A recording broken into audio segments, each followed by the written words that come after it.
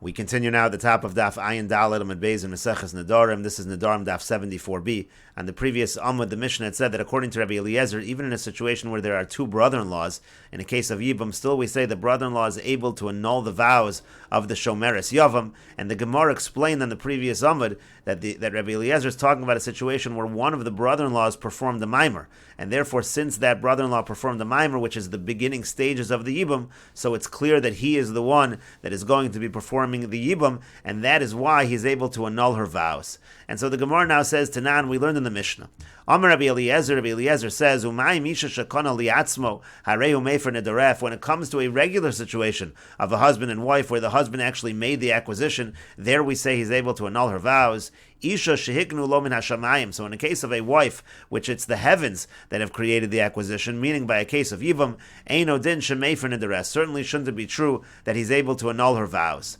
And the problem is, the Gemara asks, but if you're going to say that what Rabbi Eliezer is talking about is a case where the person performed a mimer over here, so then kana liatzmahu. It's not a case of the kinyan being from Shamayim. The case is that he made the acquisition himself, because we're talking about a case of a mimer. And so the Gemara answers, Shekana liatzma al yedei Shamayim. The Gemara answers, the case over here is that yes, he did make the kinyan through the mimer, but it was al yedei Shamayim. It was through the heavens, because of the fact, again, that his brother had died. That's what caused this whole process to go into effect. But the Gemara continues, Tifsho Deboy Rabba. According to this, we should have an answer to Rabba's question. Meaning, again, if you're saying that Rabbi Eliezer is talking about a case where the Yavam actually performed the mimer, we can then answer the question that Rabba posed within Beis Shammai.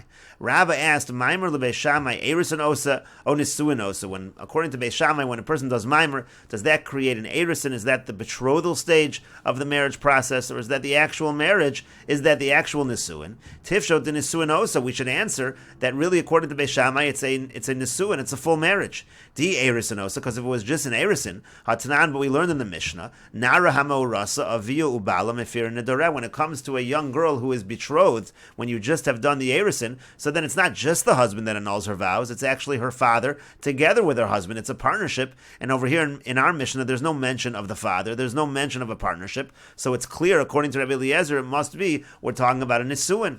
And the Gemara answers, Amar Rav Nachman bar Yitzchak. Rav Nachman bar Yitzchak says, "My Yafer." What does it mean in our Mishnah when it says that the husband is able to annul the vows, that the Yavam is able to annul the vows? It means Yafer b'shutfus. It means that he can annul the vows in partnership. It doesn't necessarily mean that he's doing it on his own. It could be that it is just considered, the mimer is just considered to be an erisin, but still, again, it means to say he's annulling the vows in partnership with the father. And the Gemara continues, Tanya Nami Hachi. We have a brisa that supports Rabbi Ami.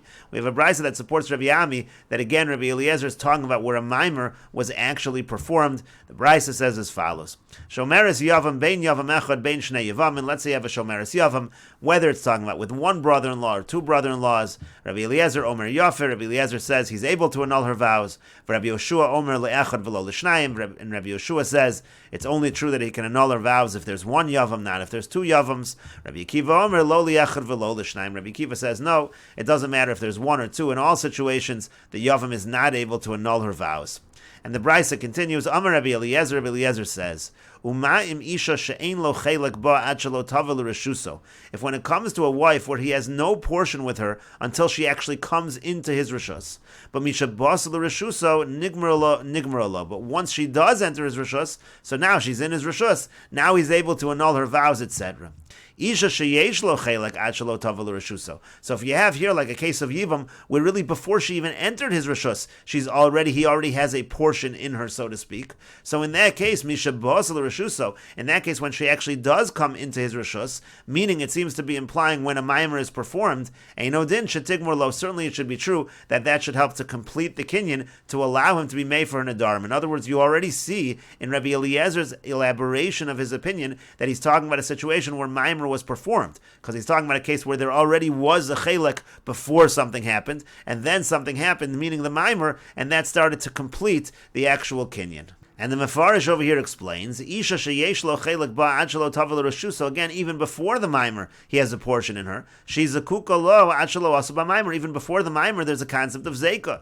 So misha bas l'reshuso da asa ba mimer, from the time that she enters his reshus, again, meaning there was a mimer, eino din shetigamar lo demei for nedareh. Wouldn't it make sense to say that he's able to annul her vows?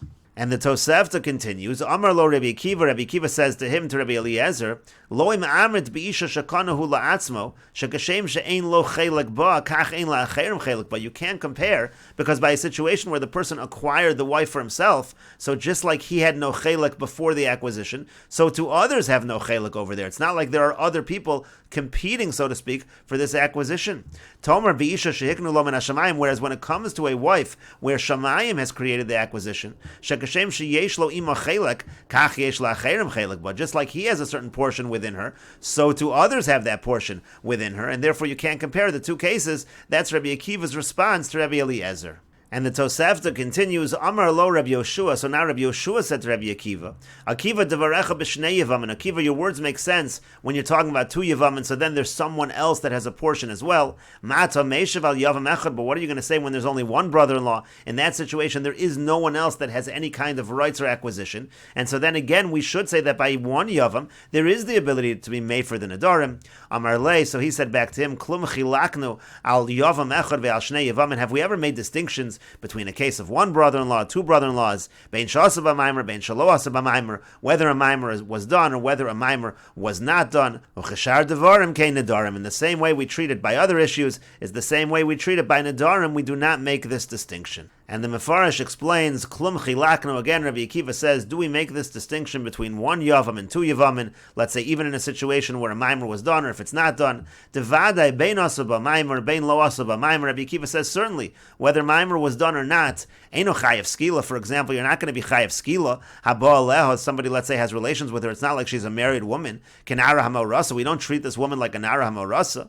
Hilkach eino mefer, and therefore, for that reason, he can't annul the nedarim at all. Loshna yavam echad, veloshna shnei yavam, and it doesn't matter if it's one yavam, two yavamin. Da'akol dino shavar. Rabbi Akiva says it's all treated equally. De'ein chiyav yoser habal shomeres yavam echad, mehabal shomeres shnei yavam. And for example, again, someone has relations with a case where it's shomeres yavam, where there's one brother-in-law. We don't make that distinction and make more of a chiyav when there's two brother-in-laws. It does not make a difference. Ucheshar devarim kein nedarim, and just like that's true in other respects, it's true by nedarim as well. Says Rabbi Akiva, Techashem de le'inyan skila ein la din kenara hamorasa, just like as regards to skila, we don't treat her like a woman who's betrothed. Kach ben nedarim eina gemura leisha lahafer. So too when it comes to nedarim, she's not like a full-fledged wife to the husband that he can now annul the vows. Kenara morasa, like kenara morasa. V'achim mefarish lekaman. All of this will be explained. That's what Rabbi Akiva is saying. This will be explained later on. And the Tosefta continues, B'loshan hazeh Amar ben Azai. When Ben Azai heard all of this, he said the following language, Chavol alech ben Azai, woe is to you, Ben Azai, shaloshimashtas Rabbi Akiva, that you didn't serve Rabbi Akiva. The Mefarish says, shaloshimashtas Rabbi Akiva, sheyodei lanatzeach kol kach, u'lahashev teshuvas mu'ulas. Rabbi Akiva knows how to be victorious in these kind of arguments and to give good responses. That's why Ben Azai said, woe is to you, Ben Azai, that you didn't serve Rabbi Akiva.